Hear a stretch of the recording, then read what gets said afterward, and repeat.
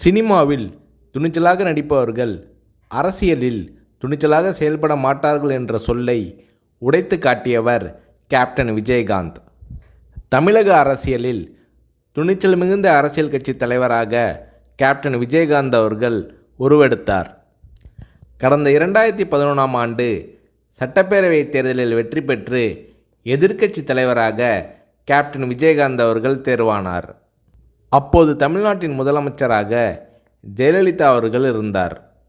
இந்த நிலையில் சட்டசபை கூட்டத்தொடரில் பால் மற்றும் மின்சார கட்டண உயர்வு குறித்து தேமுதிக சட்டமன்ற உறுப்பினர்கள் கேள்வி எழுப்பினார்கள். அப்போது அதிமுக தேமுதிக எம்எல்ஏக்கள் இடையே கடும் வாக்குவாதம் ஏற்பட்டது.